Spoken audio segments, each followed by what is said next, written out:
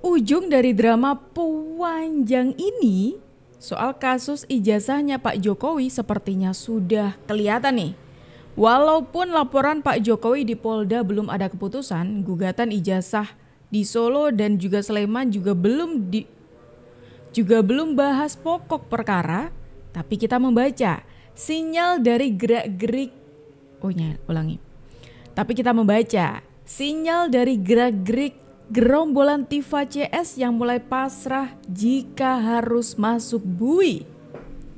Iya, bahkan Dokter Tifa ini sudah survei ke beberapa penjara katanya. Ini mau ngecek apa, Bu? Sudah sepasrah itu ya? Semua penjara sama aja kok. Sama-sama gak enaknya. Apa yang kita semua sampaikan pada hari ini akan disiarkan di seluruh dunia, bukan hanya di seluruh Indonesia. Karena kita menggunakan media sosial, itu bahkan sampai ke 7 benua pun mendengarkan suara kita. Saya bukan bagian dari kekuatan besar dengan dana besar seperti yang difitnahkan, seperti yang dituduhkan secara sewenang-wenang oleh Ali Mohtar Ngabalin. Anak-anak saya tidak punya salah apa-apa, mengalami teror. Kalau hanya sekedar penjara, saya dan teman-teman sudah survei. Saya, Bang Risman, Bang Roy sudah survei kayak apa Salemba, kayak apa yang... Ada beberapa poin menarik di sini teman-teman menunjukkan kepasrahan dari Dokter Tifa dan kawan-kawan. Yang pertama tadi Dokter Tifa mengatakan kita membuat kayak gini tuh ditonton oleh jutaan orang yang ada di luar negeri, nggak cuma Indonesia saja. Ya namanya ibu juga live di sosial media ya, pasti memang ada kemungkinan. Tapi kan ya kita nggak tahu apakah mereka percaya dengan omongan ibu apa enggak gitu loh. Pertama itu. Kedua, ibu mengatakan katanya anak-anak ibu juga ikut diteror lah. Ibu nggak sadar dan nggak ngaca kalau selama ini ibu itu jadi peneror. Nggak sadar ya? Ya ampun, kasihan banget sih. Kok bisa gitu loh nggak sadar kalau selama ini dirinya sendiri adalah peneror. Peneror yang meneror keluarganya Pak Joko Widodo.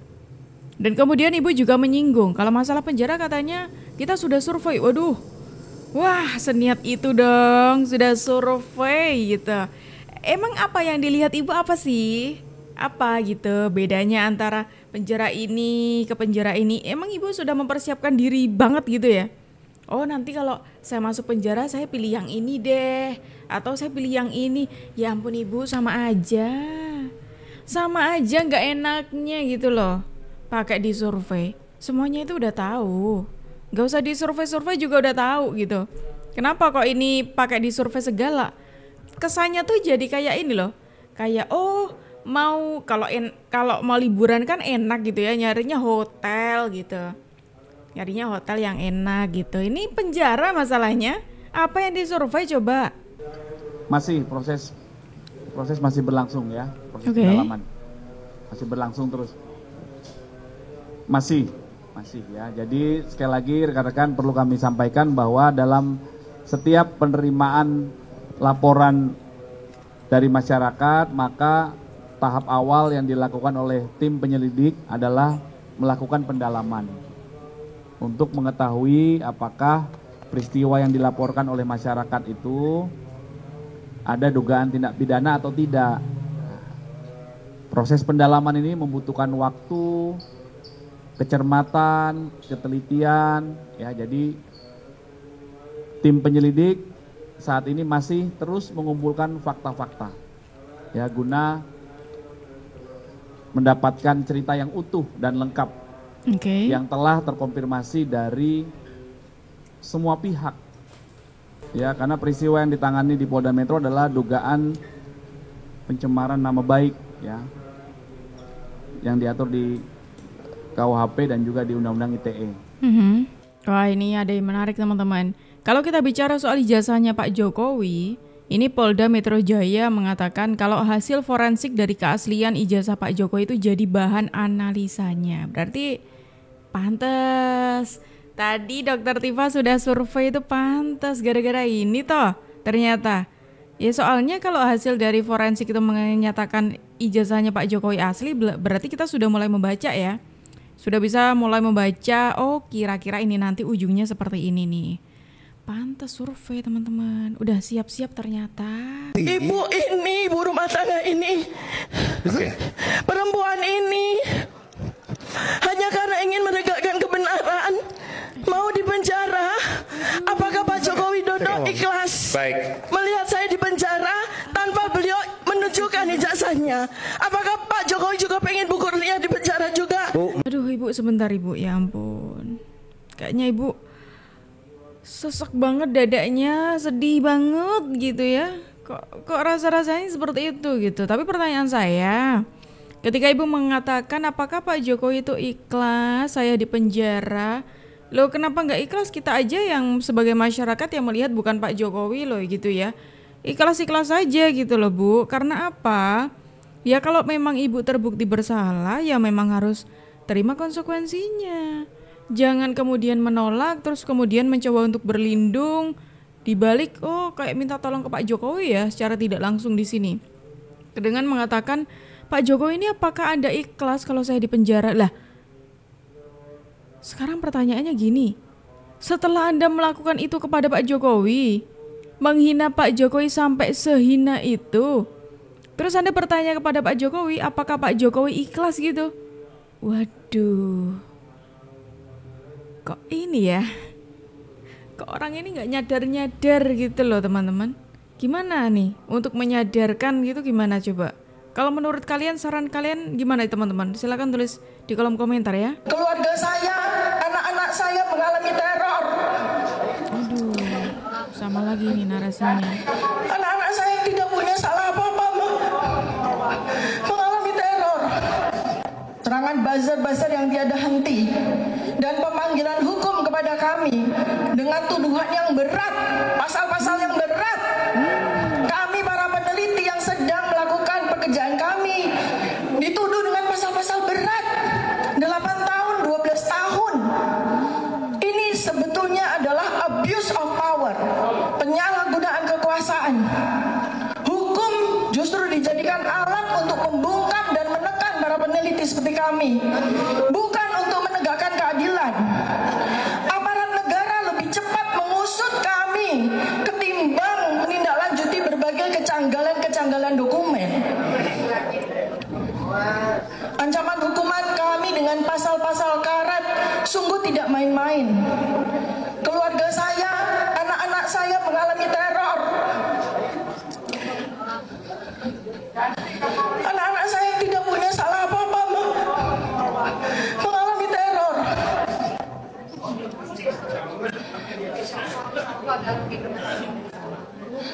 Jelas apa yang dilakukan oleh Joko Widodo ini menyalahgunakan kekuasaan de facto yang masih dia miliki. Uang-uang yang berasal dari uang-uang kita dia pakai untuk membeli hukum, untuk menghukum kami. Sebagai seorang muslimah, saya juga berpegang teguh pada firman Allah bahwa kita bukan sekedar bisa, tapi kita punya kewajiban untuk menegakkan kebenaran dan keadilan dengan penuh keberanian. Apapun yang terjadi di depan sana, kami insya Allah akan satu menghadapi. Semangat saya adalah semangat Siti Masyito. Aduh, di sini main drama lagi. Emang kita sebenarnya sudah mulai membaca ya teman-teman ya, bagaimana Ibu Tifa ini dalam menarasikan narasi-narasi argumentasinya selalu dipenuhi dengan drama-drama bumbu-bumbu ini. Micin lah teman-teman ya, ini micinnya dari Ibu Tifa itu ya kayak gini. Dikasih bumbu drama-drama sedih. Ini anak saya diteror, ini begini, Pak Jokowi begini, yang sudah menyalahgunakan hukum begini ya. Lah Anda itu loh, selama ini ngapain? Anda tidak menyalahi hukum kah? Anda merasa sempurna? Anda merasa tidak punya dosa kah? Waduh, mulai sakit nih. Karena saking ininya kali ya, sudah saking mentok, sudah tahu nih kalau bakal kebaca gitu ya, sudah kebaca kalau bakal nantinya mendekam di bui, makanya udah ngelantur ngomongnya. Mulai memainkan drama anaknya diteror lah. Sekarang pertanyaan saya, kenapa Anda selama ini tidak nyadar gitu loh? kalau Anda sendiri itu sebenarnya juga peneror dari keluarganya Pak Jokowi. Nah, kadang-kadang begini ya, saya heran ya dengan kelompoknya Roy Suryo CS ini. Ketika dia memframing orang, memfitnah orang, menghibah orang, seenaknya sendiri. Tapi ketika dilaporkan polisi, dianggap kriminalisasi. Nah, coba deh kamu menjadi Pak Jokowi deh. Difitnah-fitnah terus diem. Kan enggak. Jadi harusnya menghormati juga apa yang dilakukan Pak Jokowi sebagai warga negara Indonesia yang taat hukum, karena hukum berlaku sama loh Pak. Dengan Pak Jokowi melaporkan, berarti kan Pak Jokowi merasa sudah tidak jadi presiden. Pak Jokowi seorang sipil. Nah, karena ini delik aduan, maka Pak Jokowi memang yang harus lapor. Nah, harusnya orang-orang yang dilaporkan ini jangan teriak-teriak kriminalisasi. Kalau kamu nggak mau diproses hukum, ya kamu jangan tebar fitnah, jangan tebar adu domba, jangan tebar berita bohong. Karena bagaimanapun Pak Jokowi mantan presiden, bagaimanapun Pak Jokowi punya keluarga juga. Jadi dia ingin menjaga marwah dan kehormatan keluarganya. Jadi kita hormati. Nah, saya sepakat nih apa yang dikatakan Masnya. Kayak yang terjadi saat ini teman-teman, seolah-olah tuh mereka mau main seenaknya sendiri gitu ya. Mereka melakukan itu boleh-boleh saja, tapi ketika Pak Jokowi itu menggunakan haknya, mereka protes, mereka tidak terima, dan terkesannya kayak apa yang dilakukan Pak Jokowi itu tidak boleh dan salah. Loh, gimana sih? Lah mereka juga selama ini melakukan penghinaan itu, emang itu benar? Emang itu tidak patut untuk dipertanggungjawabkan? Ya kan harusnya memang dipertanggungjawabkan gitu loh. Iya kan teman-teman? Itu yang terjadi saat ini, dan itu cukup miris banget.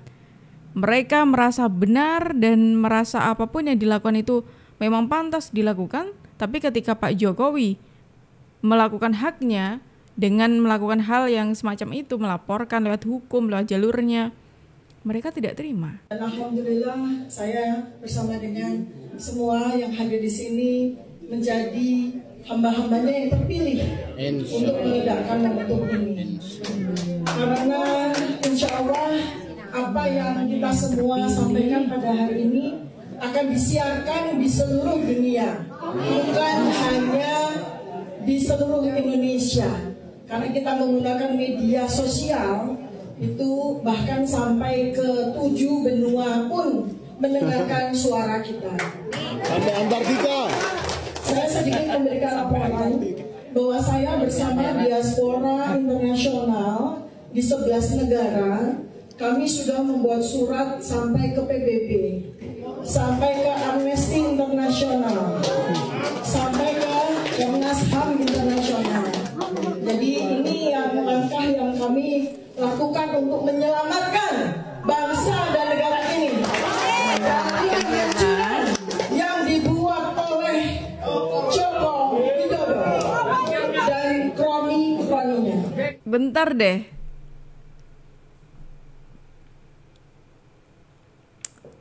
Aduh, saya tuh nahan ketawa susah loh teman-teman ya. Nahan ketawa tuh susah banget gitu loh. Sekarang gini deh, Dokter Tifa itu siapa sih sebetulnya?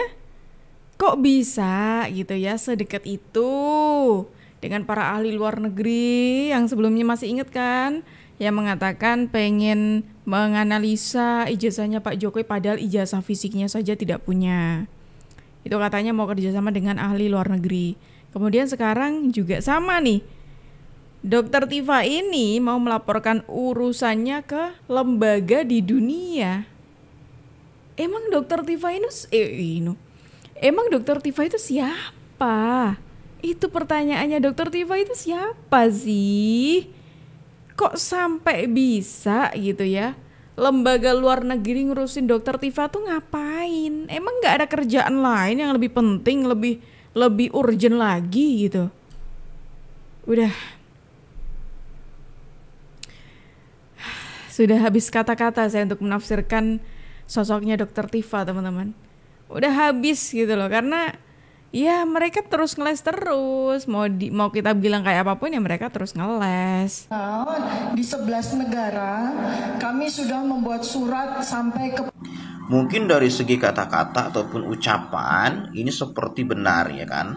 Tapi kalau kita analisis ucapan beliau ini ya kan, ini belum bisa dinyatakan valid bahwa ucapan ini memang mereka ini mengirim surat bersama diaspora internasional itu yang katanya 11 negara ke PBB. Karena apa? Karena tidak ada bukti. Suratnya apa, isinya apa, ke siapa mengirimkannya, kan begitu. Dan sekarang, apakah orang ini penting ataupun apakah selama ini ucapan orang ini dapat dipercaya atau tidak? Kan begitu. Selama mereka bernarasi tentang ijazah Jokowi pun, ya, mereka banyak sekali mengelaknya. Ketika disudutkan dengan sebuah fakta, mereka akan mengatakan kami dikriminalisasi. Itu fakta, ya. Yang mereka sekarang ini banyak sekali dalil-dalil untuk mereka mengelak tentang hal itu. Apalagi ketika Lab for Forensic sudah menyatakan ijazah Jokowi asli, banyak sekali alasannya. Mau dibawa ke internasional ya, mau kami cek dulu dan lain sebagainya. Itulah hari ini ya, mata kita menyaksikan ucapan-ucapan mereka yang selama ini dikatakan di media-media mainstream itu belum bisa dikatakan benar juga gitu ya. Jadi sekarang apakah ketika mereka mengatakan melaporkan Jokowi ke PBB bersama diaspora internasional 11 negara, ini belum bisa dikatakan valid. Karena apa? Karena di PBB belum ada pembahasan tentang Jokowi, ya kan? Ataupun ada orang di PBB membuka surat yang dikirimkan Tifa CS ini dan membacakannya, belum ada.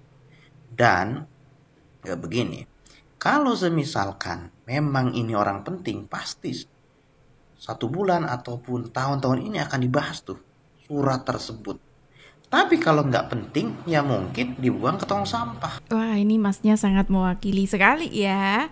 Ketika Dokter Tifa mengatakan mengirimkan surat ke internasional gitu ya, ini pertanyaannya menarik loh dari masnya. Pertama, kita nggak tahu nih isi suratnya tuh apa dan ditujukan kepada siapa. Meskipun disebutkan 11 negara, tapi kita nggak tahu isinya apa gitu.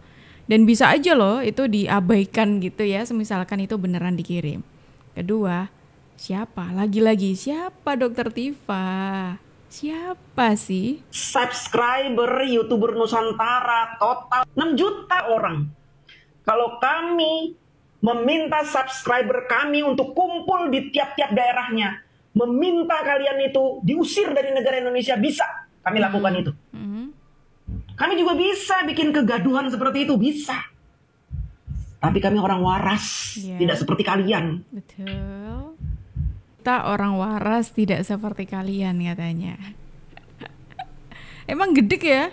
Gedek gitu loh ngurusin mereka-mereka ini tuh, gedek banget. Gimana nih kalau menurut kalian teman-teman? Silahkan tulis pendapat kalian di kolom komentar dan terima kasih karena kalian sudah menemani aku dari awal sampai akhir. Aku Juju pamit undur diri, sampai jumpa.